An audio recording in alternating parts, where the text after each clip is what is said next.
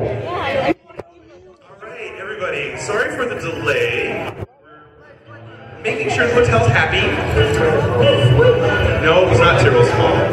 Welcome to Meet the Guest of Honor event. I'm going to tell the person who's calling me that I'm not going to call them. There we go. Turning the phone off. I have silenced the cell phone. I hope everyone else is doing the same. Everybody reaching in their pocket. So this year at Megaplex, we actually are very lucky. We have two wonderful guests of honor. They both come from various parts of the United Kingdom. They've been lovingly telling me just how wonderful the other's part of the United Kingdom is.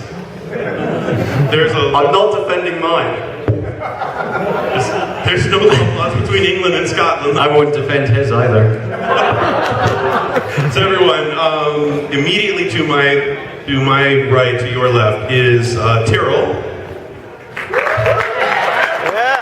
Those that may not be familiar, if you know who the raccoons are, as well as some of the flash animations that have been going around, this is the gentleman responsible for those. And then to his right, to my further left, is Fox Amoore. Right, keyboardist and all-around really nice guy. I didn't get that.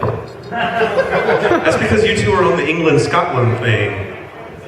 But you are a very nice guy. He should be in the middle. Yeah, KP? Yeah, you're gonna have to try and separate us before we start fighting. I'm actually over here because I'd like to see you two start fighting.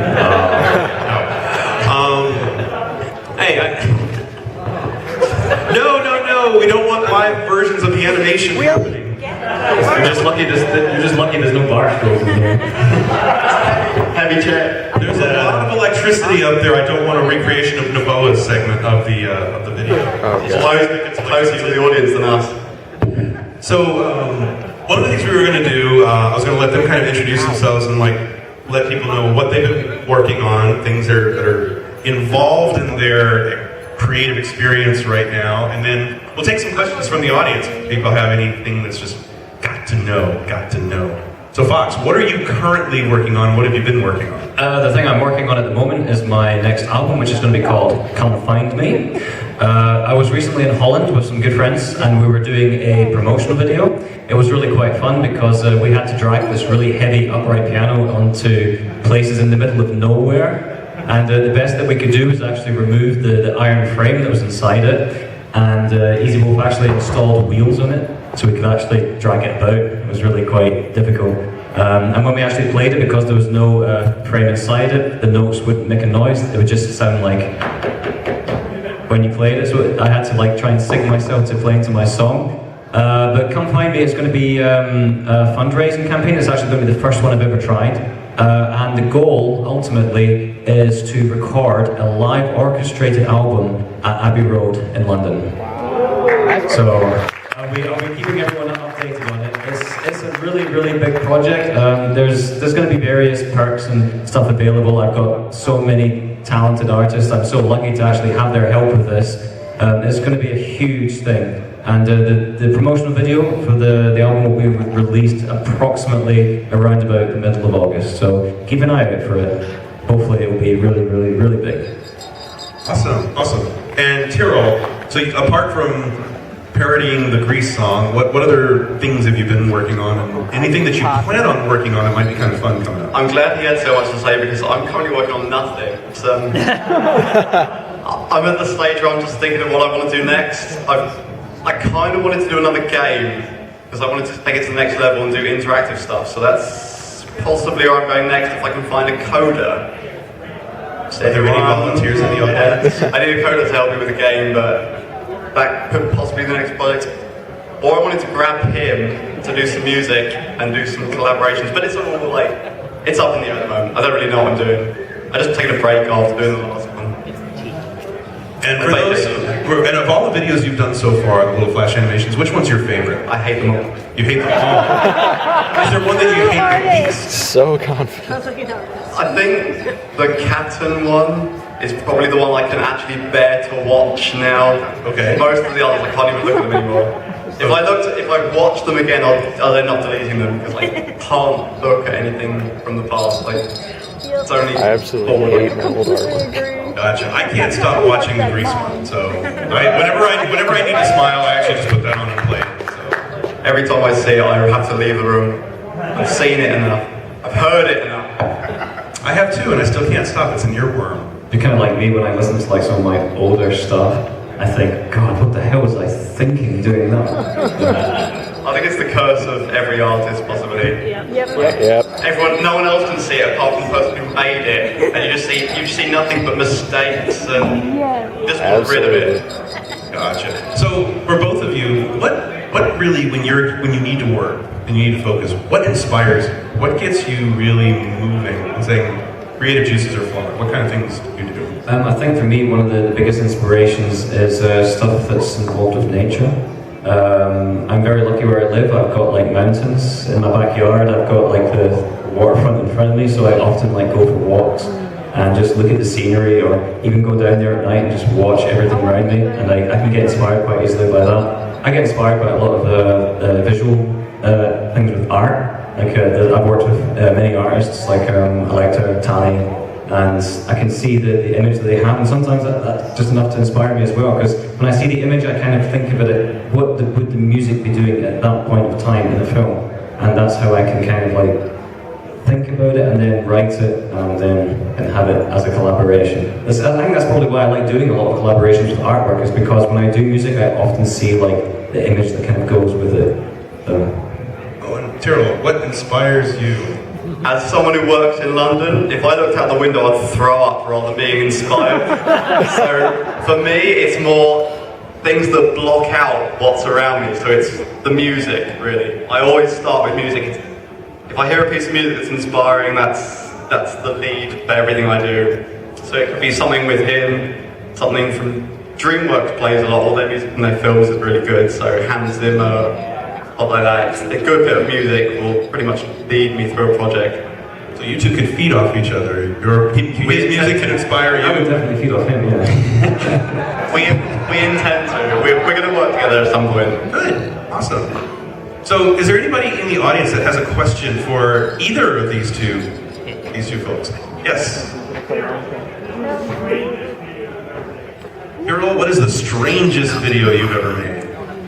Where did we start? There was an unreleased project. It was an attempt, the first attempt at a game back in 2008 or something. We had a voice actor doing a Jeremy Clarkson voice for this crazy intro video to this game that never really got off the ground. I've somehow got to show it one day. It's the weirdest thing. I don't know what I was thinking. I can't even describe it. It's just obscene. It got canned in the end because we all went our separate ways on this joint project, as what happened quite often with joint projects. But yeah, maybe everyone just got fed up with how obscene this project was at the time, and that's why it didn't go ahead. But it's an unreleased thing, and it probably will remain so, because it was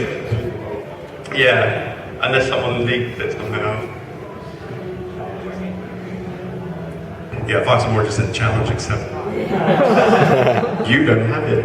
Is there anybody else in the audience that has a question? Ooh, there's someone over here who has a question. About the different creative paths you could have taken, what chose you to go on this one? Couldn't hear you, can you repeat that? Of all the creative paths you could have chosen, what led you down this one? All the creative paths you could have chosen, what led you to this one? For me, it was the fact that as soon as I could like climb onto a piano stool, I would stay there all day. Like my friends in the neighborhood would come and say, "Do you want to go out to football?" I was like, "Oh no, he's playing piano." So I had no life when I was younger. It was just something I always did. Some members of my family were quite musical as well. I mean, my grandmother played violin; she traveled all over the place. But yeah, it's just something I've always seen myself doing, and it's something I can't imagine me never doing. It's the only thing I somehow can do. Everything else, I can't even drive that way. remember here, you drive on the right side of it. Exactly, yeah. That's why we didn't get cars. We don't have cars. Yeah. We're relying on other people who can drive. And Tirrel, what kind of led you to the path that you're on now? Sheer boredom. I think we all can relate to that. The TV's terrible. Video games I can't get into, so I spend too much time on the computer. And that, yeah. Once someone gave me a copy of Flash, I was like, this occupies my time. So. All right. Very good. How hard has it been to pick up Flash?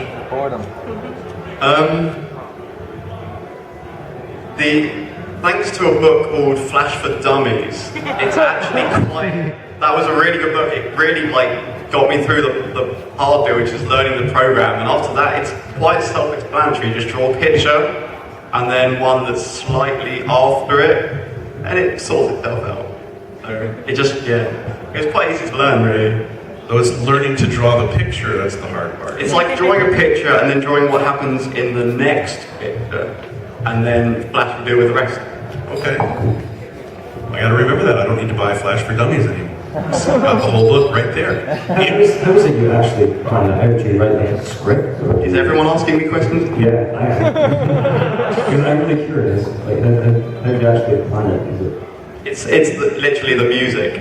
I will listen to them. If I get a piece of music I want to do it to, I'll listen to it over and over again, and I'll hear things that will pretty much tell me what that scene needs to be. And it just kind of writes itself based on the music. As long as you've got a really good bit of music to it, it'll give you the timing, it will give you the finale, the intro, everything. It literally is led by music. So as long as you have that, it's half the work is done for you. So always start with the music. Well, anybody else? Yes, right here. Fox Amoore, what's the most emotional or each song of the team? I think for me, the most emotional stuff I've always listened to has come from a composer called Thomas Newman. I don't know if anyone's heard of him, but he's done stuff like Finding Nemo. He did the soundtrack for the Skyfall film, James Bond recently. He did Green Mile. For me, his piano work is sublime. It's really beautiful. And he has this really unique kind of string setup as well, where they mute the strings.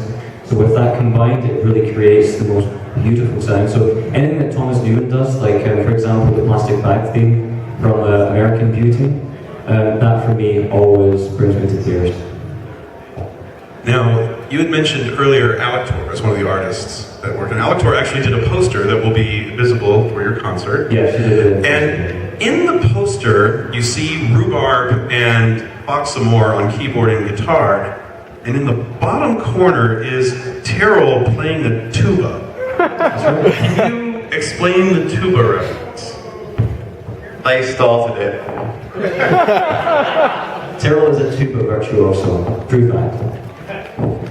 I won't be playing it. But no, was this a real thing where you actually can play the tuba, or is this something which? No. We were just trolling him. We've got we tried it with rhubarbs, and it's not going to happen. It is going to happen, isn't it? You need some serious lungs to play the tuba. I'm not capable of that. Rhubarb, is that saying that you have serious lungs? Thank you. That man is incredible. I've been to his house a few times. He has every instrument. He can play all of them. He's a legend. I can't wait to see his performances later. Let's have a round of applause for Rhubarb. Come on.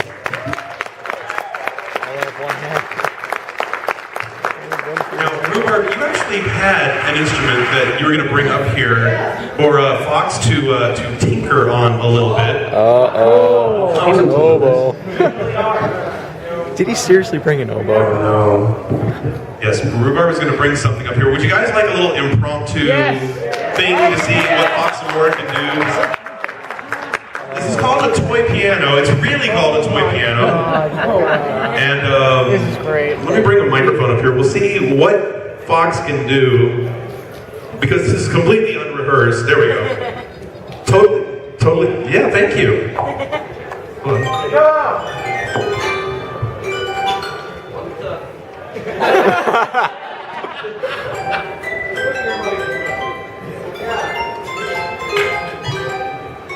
One second, we're gonna get a microphone on it. They're plugging it. Do you want me to hold Here, actually, use mine right here. Where does this sound?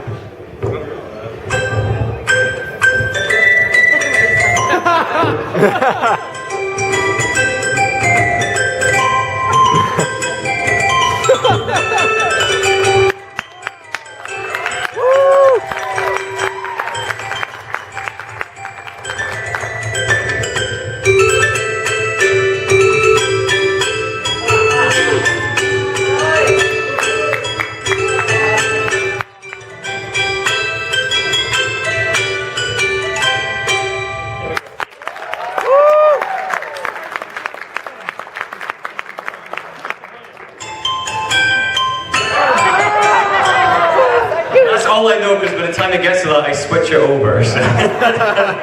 There you go. Oh, one more. Is it possible for you to do a song that maybe everyone could do a sing-along with? Would you guys, if he plays, since he's doing this on the fly, can you guys sing along with him? Still alive?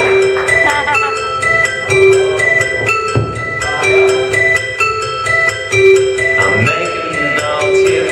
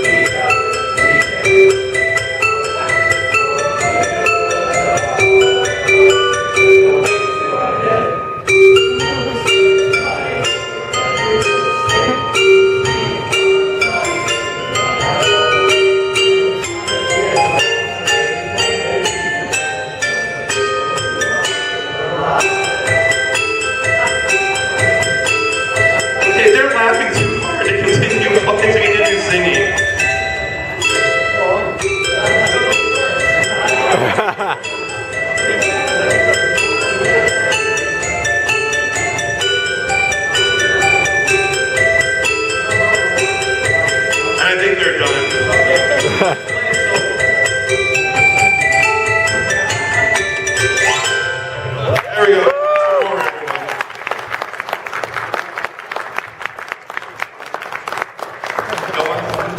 No, it's Tirrel's turn. Yeah, it's Tirrel's turn. It's Tirrel's turn. Go on. Yay.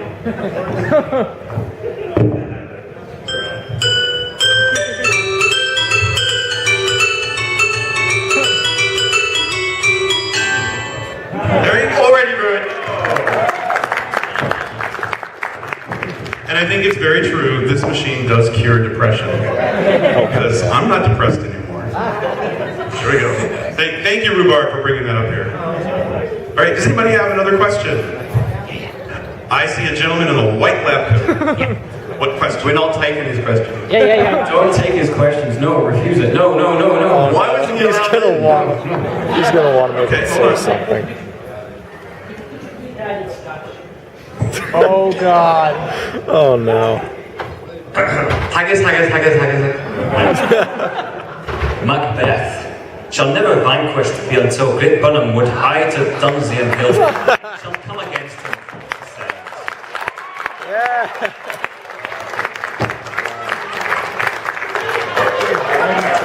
Oh, you're a bonny one, aye. Come to Megaplex, you get Shakespeare. That's our new tagline. And our attendance goes like this. All right, another question. Yes. What's y'all's favorite alcohol? What is your favorite alcohol? Whatever's in the cup. It was cake vodka. Fox, what is your favorite alcohol? Mine has got to be Guinness. Guinness? Yeah. I've noticed that the closer you get to Ireland, the better it gets. And Scotland's pretty close to Ireland. So. All right, so everybody's going to be buying him Guinness later at the bar, right? And everybody's going to be buying Tirrel cake vodka. Yeah, if anyone has any now, I'm out, so... Help me out. All right, another question? Sounds like Chicago. That's very unusual, a Scotsman giving up his alcohol to an Englishman. It was up for poison. All right, does somebody else have another question for these two? Yes? What originally got you into the furry fandom as a whole? What brought each of you into the furry fandom as a whole? Actually, Fox was telling me his story. Well, we'll ask Tirrel if anything brought you towards it as well. Confusion. Think we can relate? Fox? Okay, I'll tell a little story, okay? When I was 6 years old, I was out in the garden eating a sandwich. And this, what I thought was a dog, came to me and took my sandwich. And I'm like, oh, doggy. It was only a wee bit later my parents came out and said that was a fox. So this fox came and stole my sandwich. Like, he almost touched me. It was, I mean, we lived in a very urban area, so the urban foxes were quite common. And ever since then, I've been really fascinated by foxes. About 7 or 8 years ago, I was playing a game on the GameCube called Star Fox Adventures. Yes. And I got stuck at a section, and I looked up some walkthroughs on Google. And then I found Fur Affinity. And then I saw people creating characters of their animals that they connect with. And when I saw that idea, I instantly fell in love with it. And then I submitted my first track on FA, then here I am. There we go. I will say this much: I probably wouldn't have stuck around if it wasn't for the obscene amounts of talent of everyone else in the fandom. It's so inspiring. It's so useful to get all these talents on board. Like every time I do something, 10 more people appear out of nowhere just to share what they've done that's similar to it. It keeps me going every time. I can't believe the amount of talent we have in the fandom. It's unbelievable. It's inspiring. Everything I do, it's just more and more people. It just blows my mind. So anyone else have a question? And towards the back of the room? Anyone? Yes? I don't know if you guys have it here. Can you speak up just a little bit? Fox Amoore is inspired by things that he sees, and Tirrel is inspired by things that he hears. Have you guys ever worked on anything together? Okay, so the question was... We will. Yeah. We're working on it. So there's just for the folks that may not have heard, Fox is inspired by things he hears, and Tirrel inspired by things. They were wondering if they were doing anything together. Maybe he hates my art. Maybe he hates my art. No, I don't hate it. We will be working on stuff. I've been using kind of like DreamWorks music and stuff up until now, and I've really not been taking advantage of the homebrew talent we have in the fandom, and I think that's got to change. I think I've got to take advantage of people like Fox to really bring on board these talents and make it a really like community-driven project each time. So that will happen in the future.